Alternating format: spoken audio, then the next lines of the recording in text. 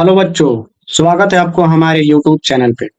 हमने सर पिछले video lecture में बिहार के पिछड़ेपन का कारण तक देख चुके थे सर। आज हम देखेंगे कि बिहार के पिछड़ेपन को किस तरह से दूर किया जा सकता है सर। तो चलिए सर शुरू करते हैं। देखिए सर, बिहार को पिछड़ेपन के दूर करने का ये उपाय है निम्नवत। पहला नंबर यह है कि सर की जनसंख्या पर नियंत्रण। मतलब ये जो बिहार में तेजी से जनसंख्या बढ़ रही है, इसे नियंत्रण करना होगा सर। इस कम करना होगा। ठीक है। और कम करने का मतलब है सर कि हमें सरकार के नियमों के अनुसार चलना चाहिए। हम दो और हमारे दो, मतलब दो ही बच्चे अच्छे हैं भाई। ठीक है। इससे हम एक जनसंख्या नियंत्रण तो नहीं कर सकते, लेकिन एक लंबे समय के बाद हम जनसंख्या नियंत्रण कर लेंगे सर। ठीक है।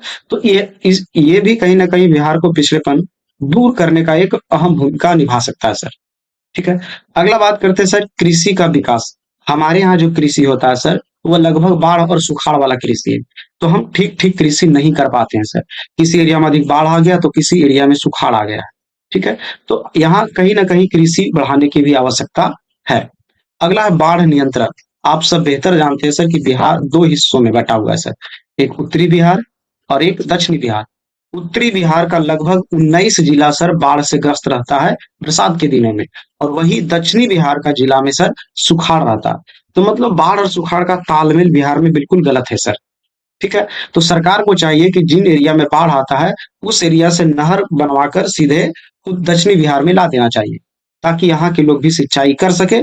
और उत्तरी बिहार में जो पानी जमता है सर, वो दक्षिणी बिहार में आ सके। ठीक है सर। तो हम बाढ़ पर नियंत्रण पाकर भी कहीं ना कहीं हम बिहार के पिछड़ेपन को दूर कर सकते हैं। अगला है सर औद्योगिक संरचना का अभाव। औद्योगिक अगला है सर आधारिक संरचना का अभाव। आधारिक संरचना मतलब सर, हम आपको बताए थे आधारिक संरचना का मतलब जैसे स्कूल, शिक्षा, कॉलेज, अस्पताल, बिजली, घर, ये सब क्या है सर? आधारिक संरचना है एक मनुष्य का, या एक बेहतर जीवन जीने का एक आधारिक संरचना यही है। हम आपको आधारिक संरचना के बारे में पहले भी पढ़ा चुके हैं सर। अगर हम पीछे चले तो यहाँ देखिए सर, आधारिक संरचना, बिजली बेहतर होना चाहिए, सब परिवहन होना चाहिए, संचार, बैंकिंग, स्कूल, कॉलेज और अस्पताल, ये सब एक राज्य में अगर बेहतर है तो वो उसकी आधारिक संरचना बेहतर माना जाएगा सर। और वही राज्य कहीं ना कहीं विकास करेगा। तो हमारे राज्य में सर, खास करके बिहार में आधारिक संरचना की विकास की आवश्यकता है। अगला है सर उद्योग का विकास। बिहार में किसी प्रकार का उद्योग और फैक्ट्री नहीं है सर। तो सरकार को चाहिए कि फैक्ट्री लगवाए। गरीबी दूर करना, लोग और सरकार दोनों मिलकर चाहिए सर कि गरीबी को दूर किया जाए। ठीक है। तो कहीं अगर हम गरीबी दूर कर देंगे सर, तो कहीं ना कहीं हम बिहार के पिछड़ेपन को हम दूर भी कर सकते हैं। अगला शांति व्यवस्था की स्थापना। आए दिन आप सुनते हैं सर कि बिहार के लोग चोरी में पकड़े गए, डकैती में पकड़े गए, रेप में पकड़े गए। मतलब शांति व्यवस्था नहीं है सर। अगर बिहार में शांति व्यवस्था लाना है सर, तो उसके लिए हमें चाहिए प्रशासन। कैसा प्रशासन? स्वच्छ, ईमानदार, जो अपने काम के प्रति ही सजग हो। वैसे प्रशासन की लाने की आवश्यकता है सर बिहार में। तब बिहार का पिछड़ेपन दूर किया जा सकता है। अगला है सर केंद्र, यानी केंद्र सरकार से अधिक मात्रा में संसाधन का हस्तांतरण। ठीक है सर। केंद्र सरकार को चाहिए कि जो राज्य पिछड़ा है, उसे ज्यादा साधन हस्तांतरित किया जाए, या केंद्र शासित केंद्र शासित प्रदेश का दर्जा दे दिया जाए। ठीक है सर। बिहार में कई बार सवाल भी उठा कि बिहार को केंद्र शासित प्रदेश बनाकर इसका विकास किया जाए, मगर यह सब संभव नहीं रहा सर। ठीक है। तो अगर हम इन चीजों पर काबू पा ले सर, तो कहीं ना कहीं हम बिहार के पिछड़ेपन को दूर कर सकते हैं। ठीक है। अब आगे बढ़ते हैं सर। अब बिहार के बारे में बहुत सारे लोग हैं सर जो बहुत तरह की बातें बोले। जैसे डॉक्टर एपीजे अब्दुल कलाम, भारत का मिसाइल मैन सर। ये कहते हैं कि बिहार के विकास के बिना भारत का विकास संभव नहीं है। इसका इनका कहने का मतलब हुआ कि जब तक देश का एक भी राज्य अगर पीछे रह जाएगा, तो वो देश का विकास नहीं माना जाएगा सर। इसलिए अगर जब तक बिहार का विकास पूरी तरह नहीं होगा, तब तक हम ऐसा नहीं मानकर चलेंगे कि भारत का विकास हुआ है। ठीक है सर। अगर सभी लोग अच्छे हैं और वहां एक भी अगर बुरा हो जाता है सर, तो उसे अच्छों की गिनती में नहीं रखा जाता। इसलिए डॉक्टर एपीजे अब्दुल कलाम कहते हैं कि ठीक है, भारत अगर तेजी से विकास कर रहा है और अगर बिहार का विकास नहीं हो रहा है, तो हम भारत के विकास को नहीं मानते हैं। ठीक है सर। ये रहा इसका का मतलब। बिहार का विकास दर है सर 11.3%, और वही गुजरात का विकास दर है सर 11.5%। इसका मतलब ये हुआ कि विकास के मामले में हम गुजरात के बाद दूसरे नंबर पे हैं। ठीक है सर, मतलब गुजरात से पीछे है। और अगला है सर, यदि भारत का विकास करना है तो बिहार का विकास करना आवश्यक है सर। जब तक बिहार का विकास नहीं होगा सर, तब तक बिहार भारत का विकास माना नहीं जाएगा। देखिए सर, बिहार का विकास होना तो तय था, लेकिन एक टर्निंग पॉइंट तो तब आया, बिहार और गरीबी में कब चला गया, जब 15 नवंबर 2000 को बिहार से ही एक राज्य अलग हो गया सर, झारखंड। अलग हो जाने के बाद खनिज बहुमूल्य क्षेत्र झारखंड में चले गए। जो भी खनिज संसाधन था वो सब झारखंड में चला गया, और बिहार के पास केवल और केवल बचा उर्वरक भूमि, जिसमें हम कृषि कर रहे हैं, और एक कुछ ही उद्योग जो आज के समय में बंद पड़ा हुआ है सर। तो हम उर्वरक भूमि पर कितना उपजा लेंगे सर? केवल गंगा वाला क्षेत्र में, उत्तरी बिहार में। दक्षिणी बिहार में तो यूं ही सुखाड़ पड़ा रहता है। ठीक है, तो कहीं ना कहीं ये भी हमें पीछे करने में हम भूमिका निभाई। अगर हम बंटवारा आज के समय में नहीं करते, तो हम शायद बड़े राज्यों में सबसे बड़े राज्य में गिनती आते। ठीक है, और हमारे पास संसाधन होता, लोगों का विकास बेहतर होता सर। ठीक है, आगे बढ़ते हैं। खैर, एक व्यक्ति है सर, प्रोफेसर कुजनाक, ये कहते हैं कि गरीबी रोग कैंसर है, या गरीबी कैंसर रोग की तरह है। कैंसर मतलब सर, अगर किसी व्यक्ति को कैंसर पकड़ लिया सर, तो उसके साथ बहुत सारी बीमारियां आ जाती है सर।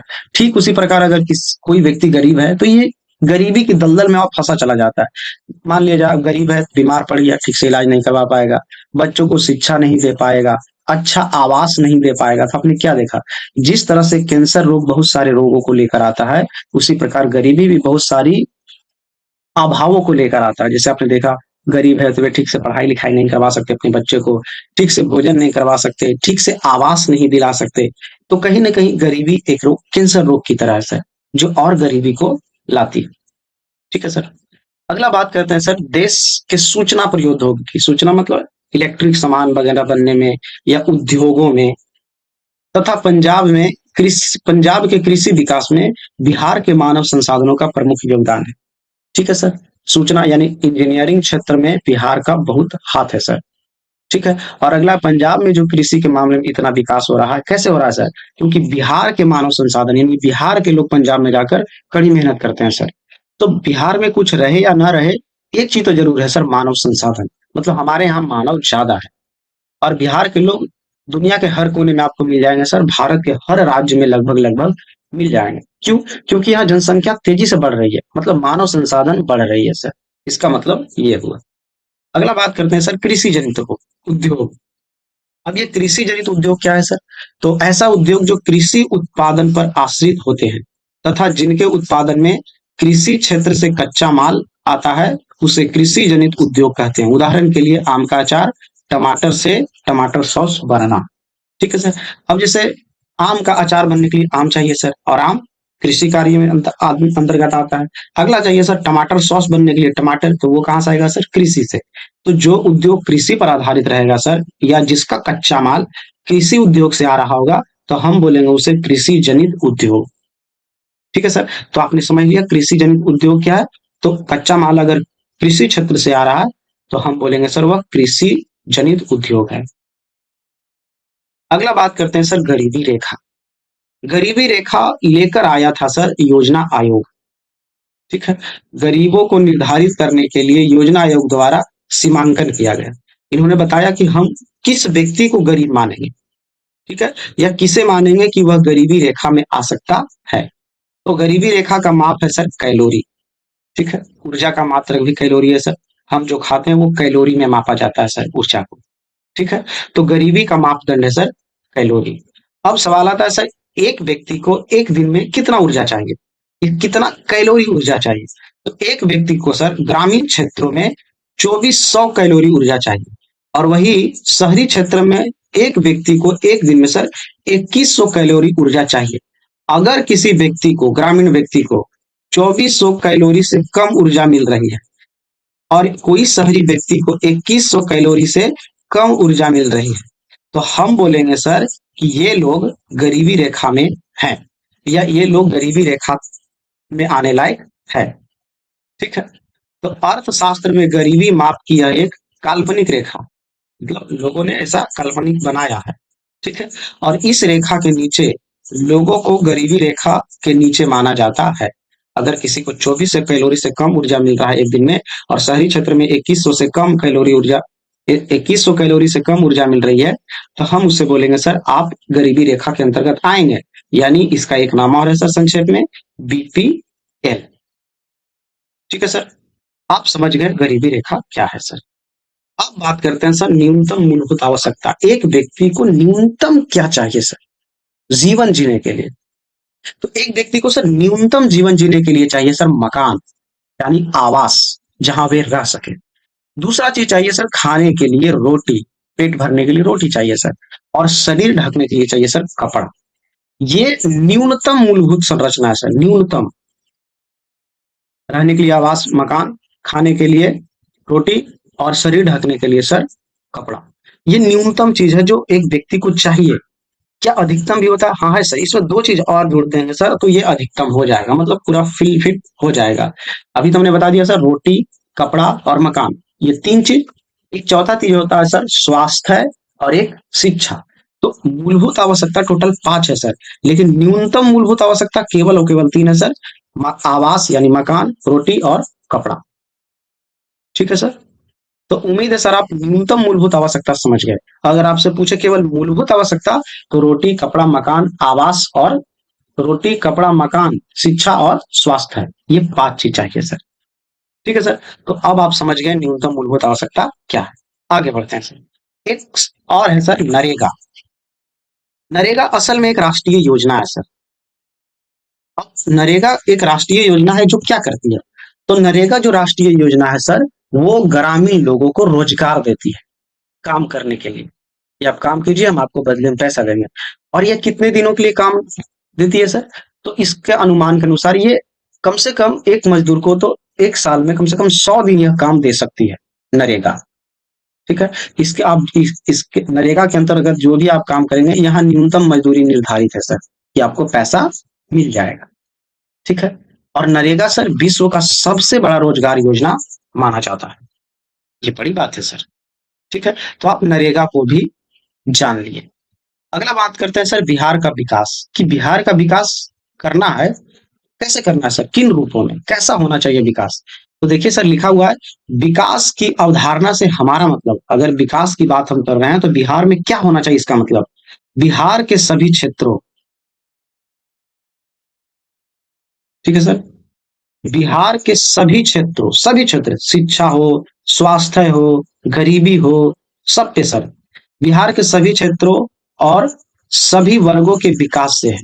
अगर बिहार में आप विकास की बात करते हैं तो सभी क्षेत्रों और सभी वर्गों के लिए हम सोचना चाहिए। सभी क्षेत्रों से हमारा मतलब है कृषि उद्योग व्यवसाय आदि से है। इन सब चीजों का भी विकास होना चाहिए सर। तथा सभी वर्गों के विकास से हमारा मतलब है निष्पक्ष रूप से तथा बिना भेदभाव किए संपूर्ण समाज के विकास से है। इसका मतलब ये हुआ सर कि बगैर जाति धर्म से ऊपर उठकर आपको विकास करना होगा। ऐसा नहीं कि किसी एक जाति का विकास कर दिए और दूसरे को छोड़ दिए, नहीं। बिहार में सबको समान रूप से विकास करना होगा सर। कृषि, उद्योग, ये सब चीजों का विकास करना होगा। ठीक है, कैसा विकास? बगैर भेदभाव के, कोई भेदभाव नहीं, और संपूर्ण समाज में विकास होना चाहिए सर। तब बिहार में बेहतर विकास हो सकता है। इन दिनों सभी वर्गों के सम्यक विकास की अवधारणा महत्वपूर्ण हो गई है, जिसे हम आर्थिक शब्दावली में इंक्लूसिव ग्रोथ कहते हैं सर। ठीक है सर, तो अब आप समझ गए कि बिहार का विकास किन रूपों में होना चाहिए। और इसी के साथ आपका चैप्टर होता है सर फिनिश। अगर आप चैप्टर ठीक ठीक पढ़े होंगे सर और आप रिपीट किए होंगे, मतलब चीजों को दोहराए होंगे, तब आपसे संपूर्ण प्रश्न बन जाएगा सर इसके पीछे जो भी है। अगर आप ठीक से नहीं पढ़े होंगे सर तो आपसे एक भी नहीं बनेगा सर। देखिए सर, 1-2 साल पहले अगर 10वां पढ़ रहे हैं, इसका मतलब यह है कि आप नॉलेज हासिल कर रहे हैं। कोई कोई बच्चा होता है सर कि किसी को हमें नोट्स चाहिए, आप नोट्स दे दीजिए, हम नोट्स से पढ़ लेंगे। तो नोट्स से पढ़ना ठीक है बबुआ, आप कम समय में तैयारी कर लेंगे, लेकिन इससे कुछ फायदा नहीं होगा। हमने सर इतना टाइप करवाया है सर, मतलब टाइप किए हैं सर, तब इन चीजों को ऐसे हम करके पढ़ा रहे हैं सर। ठीक है, तो आपको भी चाहिए कि कलम से लिख लिख कर पढ़े। ठीक है सर, ये चीज को हमने पहले कलम से लिखा सर, उसके बाद हम यहाँ पर टाइप किए, तब ये आपके सामने है। ठीक है? तो ऐसा कोढ़िया आप लोग ना करें कि भाई अ, काश ये जो हम पढ़ा रहे हैं पीडीएफ में वो आपको लिखा-लिखा मिल जाए। नहीं सर, आप खुद लिख कर भी पढ़िए, ऐसे आपका दिमाग बढ़ेगा सर। ठीक है सर? तो मिलते हैं अगले वीडियो में अगले नए चैप्टर के साथ, तब तक के लिए जय हिंद।